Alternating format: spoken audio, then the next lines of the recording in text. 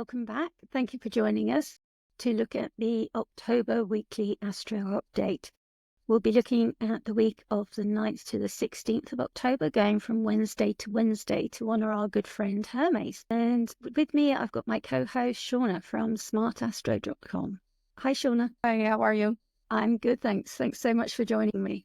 Thank you. Thanks for having me. Great. And we're still channeling Chris Brennan. We are. Hope he doesn't get mad. Astrology teacher, very recognisable background. It is, yes. That's great. Wouldn't be a smart astro without some sort of a quip of some kind.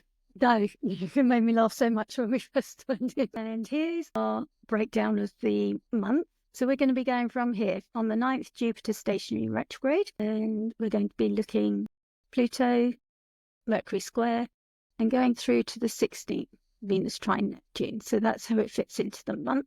And here's our week. So these are the 3 transits that I've picked out, but the whole week includes Jupiter stationary retrograde, and that's in Gemini. On the 12th, we have Pluto stationing direct. On the 13th, we have Mercury squaring Pluto.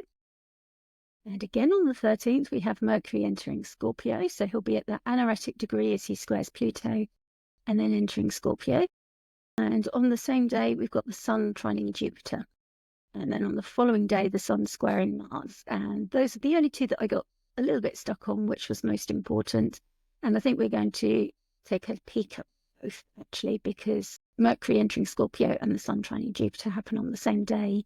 And then the following day, the Sun will square Mars. So that'll be applying at the time that Mercury enters Scorpio, which is relevant because, of course, Mars rules Scorpio.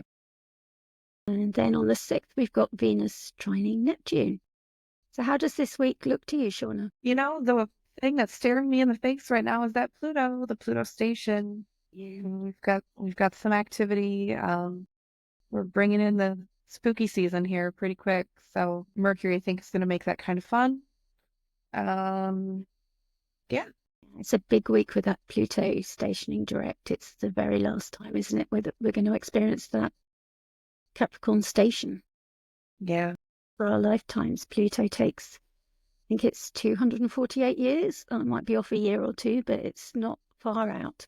So we don't experience it in the same sign. It never returns for us. We would never get a Pluto return in our lifetimes.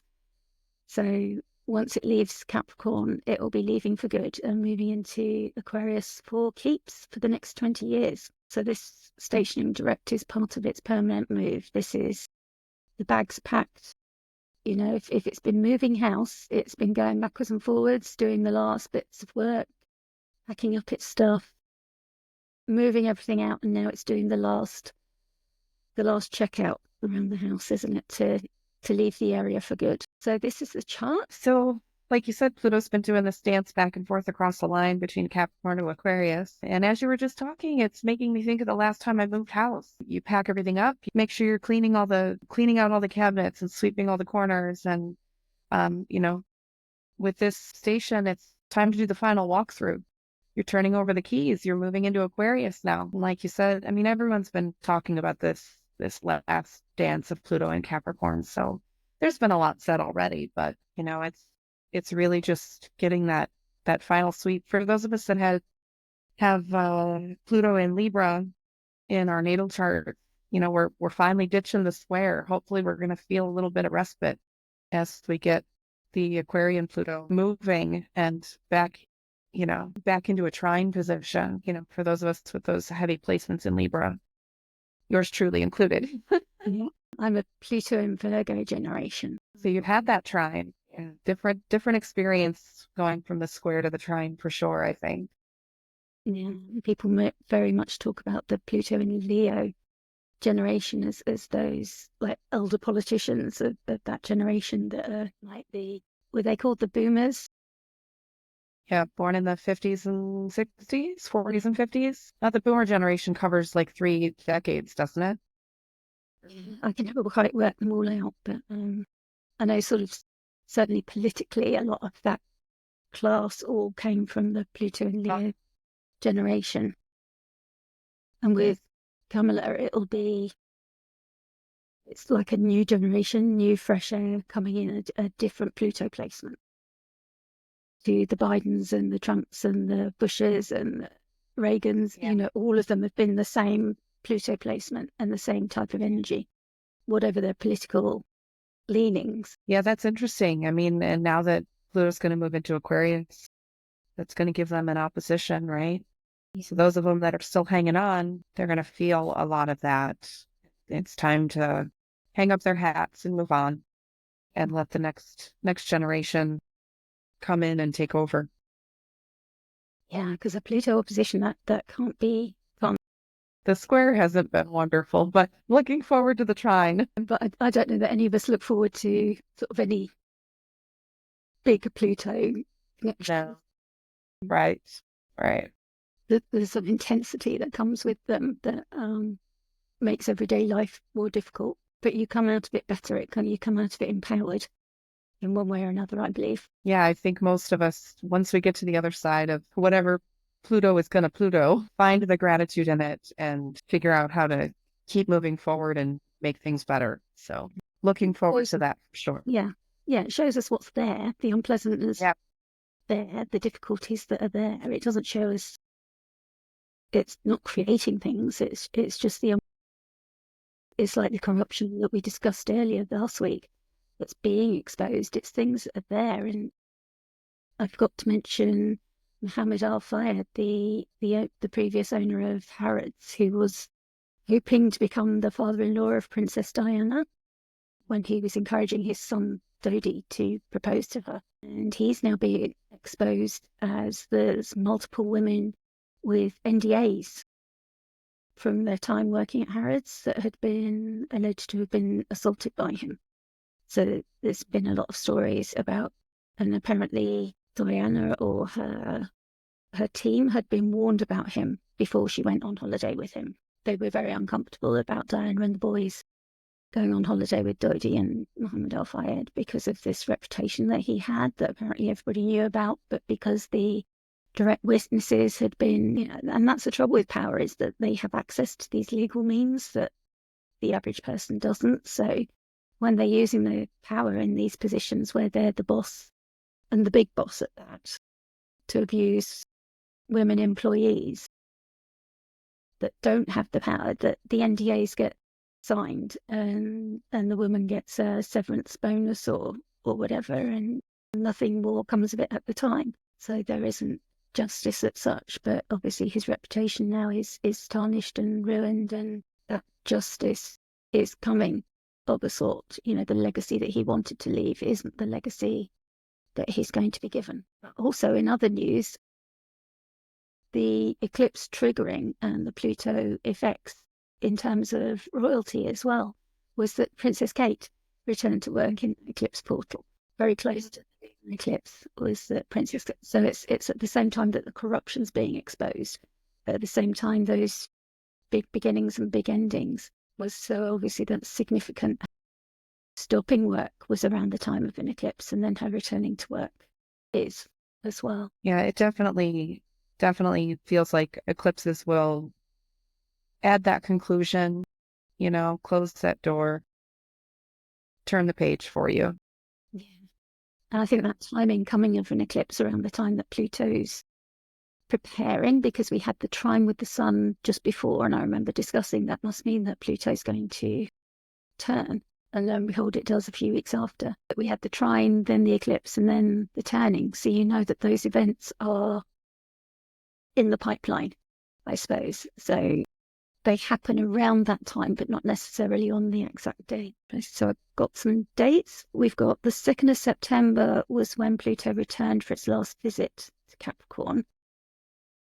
Just this tying up in a bow of everything, all its business that it needs to finish up. And we've certainly got that sense with all these revelations coming out that everything's being, everybody who needs to be brought to justice, these people in power, that this exposing is being done. And the legal cases are being put into motion, or whatever has to be done is being put into motion. And the same with institutions. We're seeing that in the UK with certain institutions being brought to book and certain revelations about things that went on behind the scenes, or how things work, the machinations behind the scenes as well. Then it enters Aquarius for its long stay on the 19th of November. So we won't be discussing that this time, but next month we'll be looking at it. Its first ingress to Aquarius was on the 23rd of March. So we got an introduction to our Aquarian themes after March 2023. So we've had some time to get acquainted with that energy. And Pluto brings that power and energy and the intensity, can bring riches. It's connected with plumbing, the depths of water, and also all the things that murky water can hold, like the unpleasantness, the sewers and the fatbergs, if you like the sewage and everything, the things that we don't want to wade through, the things that we might avoid in normal life, and then sometimes we've just got to face it. It's there. We kind of know it in the back of our minds, but we just don't want to face it. And it can be a discharge of pent-up energy, like the volcano exploding, or our teacher sometimes says a pimple popping, that it can be quite painful and uncomfortable, and then you get relief once it needs to go. And sometimes once that's done, it's like, yeah, okay, it's challenging, but it's easier to deal with the aftermath, really, than the fear beforehand. But it can be like a death and rebirth in that way, that primordial force, ego death. And it can be quite cathartic and regenerative. You can kind of clear the decks and purifying. It can bring through unconscious things.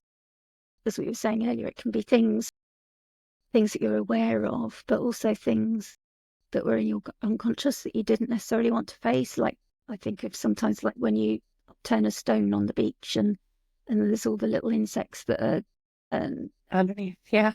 What's the word for them? The crustaceans that are living underneath, and they don't want to be in the sunlight or exposed. They found shelter under there, and then they all scuttle off and disappear somewhere else. It's like that feeling, but for a moment you've seen everything that was there, and it's like that kind of insight into your subconscious and unconsciousness. You've just got that flash of insight sometimes when it impacts an area of your chart. So with these stations, that can be like a significant moment, and especially if it is hitting somewhere in your chart. And it can be the emotional catharsis, and it can come out of nowhere, but it can heal us. I really liked when you said two good keywords, I think, avoidance and exposure. And it's kind of like, well, the exposure's coming. So even if you do avoid, it's still going to be there. You can ignore it. The problem just gets bigger. Yeah. And then that fear and that anxiety builds instead, so. Right. Like you say, it's still there. Hey, then we've got Mercury 0 Scorpio. So I think we were saying that Mercury will be at 29, making a trine before it moves. So it'll square Pluto in Capricorn before it moves. Yeah, just before the ingress, it'll be squaring Pluto. So there will be that insight, especially because Mercury is about our thoughts, our feelings, the way we process intellectually. So that'll be why we went that little bit deeper into that, look into the subconscious there, because that square was coming up, and that's the closing square. Mercury's moving closer to Pluto. So the story between Mercury and Pluto is finishing up now. And again, I had the dates and they're not coming up on the screen for me, so I will have to put them in the notes. But with the closing square, this is bringing about a time of release. The opening square is about adjusting, the story becoming evident, and you're seeing what the story's about, what the themes are about. In the analogy of like a plant growing, it's kind of like it crowns over the earth and you see, does it need thinning out? Does it need more water? Does it need weeding? What food does it need? And you're able to tend to it. And then at the full moon, you can see, is it fruiting? What is it bearing? And you can see what kind of plant it is. If you're like me and you buy a packet of seeds that are mixed, you kind of get to know what's grown and what hasn't. And then when you get to this closing square, this is the time when the plant might be fading and releasing its leaves and returning its energy back into the earth. And it's preparing to reach the balsamic age when it gets much closer, which would be when it's actually at that stage of release and the death and rebirth phase. But this stage is just that preparing, starting to think about it. So it's starting to think about what needs releasing. So in terms of what we were talking about with that subconsciousness of Mercury in Libra and Pluto in Capricorn, thinking about those themes of in Capricorn, it's about like world building and power. And with Mercury in Libra, it's about communication within relationships and diplomacy. So maybe it's some insight into what's working for us there and what isn't. What is causing you tension there and what you might be wanting to release. Do you agree with that, Shauna? Does that? Yeah, you've also got Mercury now meeting up with an exiled Venus, so with her being far away from home, she's going to have to work a little harder. So communication might get a little more difficult, maybe a little more edgy. The last contact Mercury made with Pluto was through that square, but also Mercury had been in that square with Mars as well, after a freshly eclipsed sun. I think there's a lot of information that's going to come through on this one. And maybe Venus is just going to choose to, bide her time and hold her peace for a little bit and make decisions, while Pluto wraps up. That's nice. Yeah, it's nice that it's squaring the moon there in Aquarius. When it ingresses, it's like those new Aquarian themes that we're talking about when Pluto returns. It's kind of bringing some of that energy in, because we see the moon is the triplicity ruler, and it also has a whole sign trine to its ruler Mars in Cancer. I'm wondering what that Venus Saturn trine, it's separating, but with her having been in exile. Scorpio, the watery yin sign. Yeah, Mercury's signs are in earth and air, so it's peregrine in Scorpio, so it's like a wanderer. Yeah. At least it has sight of its ruler, so that's good. It's got a connection, it's got a sight of its ruler. It is the bound ruler when it reaches that middle point, but that's for a very short time. It's moving really fast through here. It's only here for 2 weeks until the beginning of November. And this is the 13th of October that it moves in. So it's really not hanging around. What we see is it's moving away from the sun. Mercury's getting an awful lot faster, which is,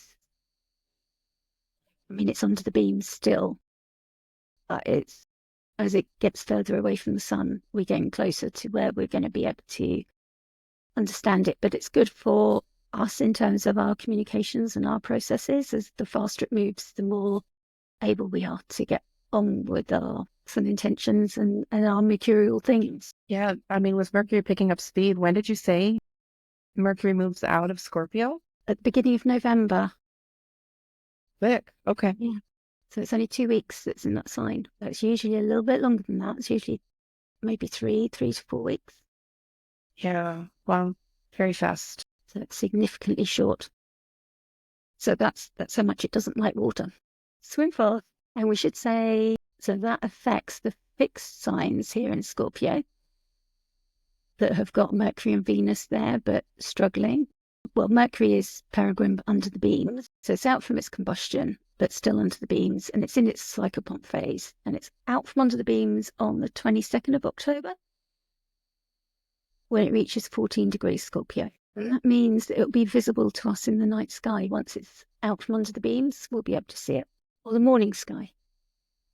It's a morning star. In those 2 weeks, it's going to make so many contacts while it's in Scorpio too. Yeah. So that's going to affect the fixed signs. Scorpio, Taurus with the opposition. We've got Uranus there opposing. So we see Venus moving to oppose Uranus. Aquarius, that hasn't quite got Pluto in there yet, but we've got the nice Aquarius moon. And Leo hasn't got anything, but it has Mars heading quite fast towards it and will be retrograding back. Was there anything else you wanted to add on that? No, I'm just really curious about, because Mercury is fresh off the contact with Pluto, moving into, co-presence with Venus, moving into contact with the moon will head at first. They're reversed, aren't they? Yeah. Yeah, because it's trine Mars. Won't be able to see Jupiter the whole time it's in there. So it's a short visit, because once it gets to Sagittarius, at least it will be opposite Jupiter. Of course, once it gets to Sagittarius, then it'll be going retrograde in there. Right. We have the fire signs retrograding this year. So yeah, Jupiter gets left a bit unsupervised as well for a time while Mercury's there in Scorpio. And it's interesting that trine that it's making to Saturn and Neptune as well, bringing those into action. They've been sat quietly, haven't they, so far this month? Mm-hmm. Yeah. Then we have Jupiter trining the Sun. We have Jupiter in Gemini trining the Sun in Libra at 21 degrees. So this is from mutable cardinal, and they're both in air signs. So it's a nice air sign of ease between like the sun lighting up Venusian topics of justice and harmony and beauty in relationships and bringing fairness and diplomacy. And then Jupiter in Gemini wanting all the information, all the details, expanding things like social media and AI and the way that we're using it, I feel, is changing. The way that it's offered to us and the way that we're using it. I've been changing the way that I'm working and the tools that I'm using. And maybe that's part of it. And then as the sun trines, maybe that will bring some ease with that and help us get that sorted. So what have I got here? The conjunction was on the 18th of May, and that was at 28 Taurus. So that always sets the scene. That conjunction would have been in Taurus close to Uranus as well. So there would have been that destabilizing element of Uranus, but also that electrifying insight and the pull to something new and original. So whatever these two are bringing, it's going to be something revolutionary, something new, something exciting as well with Uranus, a little bit risk-taking. But in Earth, it's going to be called pragmatic and also a thing of beauty because it's Venus. She's not going to settle it for anything that isn't going to be good quality. She likes things to have that, not just to be pragmatic, but to be something you could admire as well, I feel. Yeah, useful and beautiful. Yes. Yeah. Mm-hmm. To serve that dual purpose. So I feel like as we see this trine, so we've had that square there, which was the tension of the adjusting of whatever they're starting. And now the trine is like, okay, you can sit back and start to enjoy it a little bit. Or just see it unfold, like see the long game. Yes. Yeah. But they're not quite done. Venus still can't quite see what's happening. No. Yeah. So. Or Mercury. They're both a little bit cut off from the actions. The two planets are left to their own devices. I mean, Adam talks about it being like an Airbnb host who's not in touch with their guests. So you're staying in an Airbnb and you can't reach the host, so you can't get your needs met. So you're kind of left to your own devices or to work things out for yourself if you can't get the heating on or you can't get the hot water or you can't get your towels. So that's how these planets are when they can't see. But can they see their exaltation rulers now? I don't think in Libra they can see Saturn, can they? No, they can't see Saturn. So the sun can't see Saturn as the exaltation ruler of Libra. And Gemini doesn't have a exaltation. There's no help from the exaltation rulers. Mercury is the triplicity ruler and they can't see Mercury. And Mercury is the triplicity ruler, the sun. And so they really are left to their own devices. Even still, it's unfolding the way it's supposed to. Yes. Yeah. Like it's there was a hiccup maybe, but we got it figured out. Jupiter trining the sun generally isn't bad. No, it's nice. I mean, it's like the sun is illuminating what's going on, shining a light on it, bringing it into our awareness if we weren't fully aware of it before. This will probably help us to see what's going on with that. And also because the Jupiter is retrograde, it gives us a chance to review things and go back over things, but probably in a less intense way than we would do if it was a square. So we've got a bit more time, take your time with it. Gemini isn't always a sign that likes to take time with things, but I think with this trine, can just make sure you get it right before it returns. It's a good time to just dot the I's and cross the T's if you are being asked to look at something again. Something comes up, because this is a good time to make sure your ducks are in a row. with whatever comes up around this time. I would feel just get those things in order. I like that there's this sextile to Chiron as well from Jupiter. They're in an exact sextile. So it kind of brings in some healing energy as well, where this quickness and maybe this overwhelm with all the information that's coming in with Jupiter and Gemini, there's like a chance, like a healing balm. If you get a bit of a headache after too long on the computer or something, it's like that cold flannel on your head or a nice hot bath, just a bit of coming in with it, which is kind of nice. And just a bit of a reminder that we're humans dealing with all this as well, because Jupiter and Gemini can be a lot, and the sun shining its bright light on it can be a lot. And I think Chiron's here to remind us of that and just say, we are only human. We don't have to be online and available on our phones 24 hours a day. We can switch it off or put it on silent and just take that time out for ourselves, I think. And then we said we would touch on this Mars square Sun, because that was for me. Of course, Mars is the ruler of Mercury that's ruling Jupiter and is in Mars's sign, and Venus is in Mars's sign, and Venus is ruling the Sun. So as the Sun is trining Jupiter, we see Mars is also stepping up as the ruler of both Mercury and Venus. And of course, Mars is squaring the Sun the following day. So would you like to take us through this, Shauna? This is this one looks like a big game of ping pong or, pinball. Pinball, that's what I'm thinking of.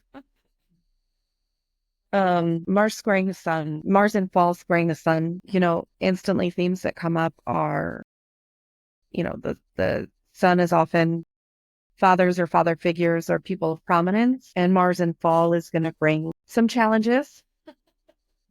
Definitely, and you pointed out that right now you've got Mars ruling both Mercury and Venus. Venus is ruling the Sun. Jupiter's ruling the Moon, which is ruling Mars. It's just everybody's in everybody's business. That's how it feels. It doesn't really feel like there's someone in charge at the moment. This is the moment where the Jupiter-Sun trine is happening. So it's certainly not going to be all bad, but I feel like Mars is stepping in to go, but this isn't the plan we had. And Jupiter's like, yeah, but we can roll with it. So it's still going to work, So, it's like if Mercury and Venus are mom and dad are away, and we've got two teenagers that are watching, a younger sibling, and it feels like, maybe someone fell off their bike and hurt their arm, and, it wasn't part of the plan, but now they got to get, little Johnny to the hospital or something. I'm really off on a tangent right now, Sonia. That's okay. You go there. I love your tangents. There literally is so much ping pong happening. It's like boom, boom, boom, boom, boom. It's the insight that you bring to it in the story. Yeah, I've lost my notes. We were just going to touch on it anyway. Your notes disappeared again? Yeah. For Sun Mars, the only thing I had was, what kinds of consequences are going to come out. The Jupiter-Sun trine is, I keep thinking about and it falls in line with all the political and music industry stuff too. People, those larger than life figures being brought out of the shadow, those, being dragged forward into, technically they'll be dragged forward into court, which is the Jupiter signification too, but really everything is just being dredged up. And I feel like when that Sun square Pluto hits, there's going to be a lot more that's just laid out for us, and a lot more that's very, very visible. That makes sense. Yeah, I like that. I've got some dates have popped up. My notes have re-emerged with the dates. It's the eclipse video. It really is, isn't it? Notes just disappearing and reappearing. But they met, Mars and the Sun, in a conjunction at 25 Scorpio, and that was on the 18th of November 2023. So this is the opening square with the Sun opposite Chiron, Mars squaring Chiron. So it's still bringing in Chiron with the way that the Jupiter trine did. And the Sun's still trining Jupiter, so that's still flowing forth. And it is an impulse for dynamic action and assertion. We've got a lot of yang energy between Mars and the Sun are both wanting to take action. They're both about the self. Mars in Cancer is about who he's defending. Impulsive for dynamic action and assertion. There's a lot of yang energy, boldness. It brings boldness and courage. We see physical strength. And it's like a centrifugal force can be generated when these two come together. And there can be the shadow of the fierce and hot-headed action. It can be rough and insensitive. It could be competitive or unpleasant, like the extroverted machismo kind of thing. Makes me think of like Adam, our teacher, did a video about the toxic masculinity that he saw, that he finds in the gym, in the sauna rooms or the changing rooms, that he struggles with a little bit, that he doesn't have in his circle of friends, but he finds when he goes in there and he hears things. And he had some advice to a young man going off to university, and it was like, you don't want to get involved with any of those girls that think they can think or think they know it all or something. It's like, you just want a pretty girl, a sweet, pretty girl. And that really troubled him. And he made like about 3 little pieces to camera, sort of talking about why he was troubled about it. And it's that kind of thing, that kind of, why would you give a young man that advice? Like that man probably knows which girls he's attracted to already. So there's probably something more about the man who is giving the advice and the problems that he's had with women who can think than it says about the young man receiving the advice. But how that obviously can be generational then, if that man was to have any guiding role in the young man's life, that where men can gather and judge each other, maybe then that puts the peer pressure on. For some reason, women who can think are a problem. It just seems so all-encompassing, of like, really don't go near those girls, particularly girls at university, because they can think.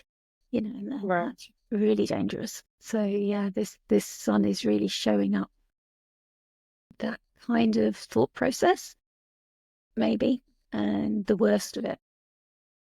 So it really made me think of that. Was there anything you thought about that? Did you catch that video? I did catch that video. Yeah, it's difficult to imagine someone being comfortable just offering that kind of advice these days. But I struggle with trying, with bringing negativity to a chart. But toxic masculinity is definitely something you could see with the Mars superior square to the sun, for sure. All the yang energy, and especially Mars in Cancer makes me feel like there's a bruised ego to deal with. Yeah. And maybe relearning your place. I want to be careful how I say that, but breaking down structures even, or the challenges that come with that.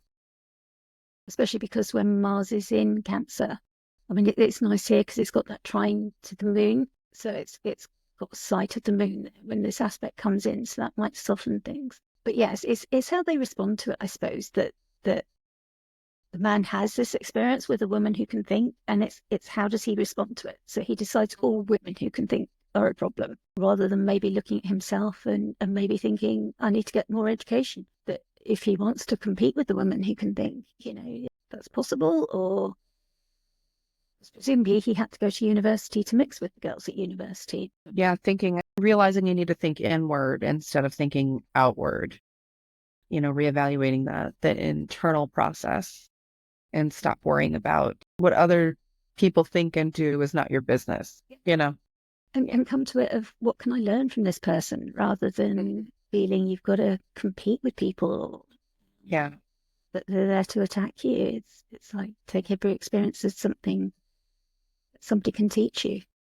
Yeah.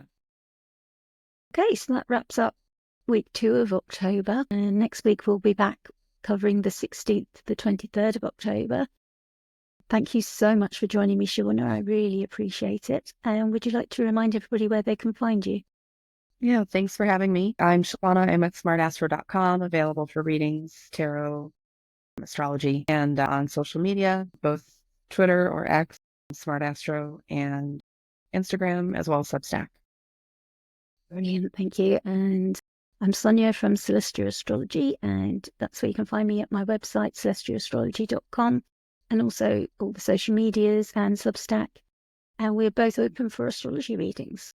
So do come and find us, and feel free to ask any questions in the comments below, and please do like and subscribe. Thank you so much for joining us for the weekly forecast. You often hear creators ask you, could you please like and subscribe? And I can't emphasize enough how important it is for small channels. It really does make the difference. And also we all want to reach the audience that our content is made for. And we can do this with your help if you've enjoyed it. It gives us immediate feedback on what you're enjoying and what you would like more of.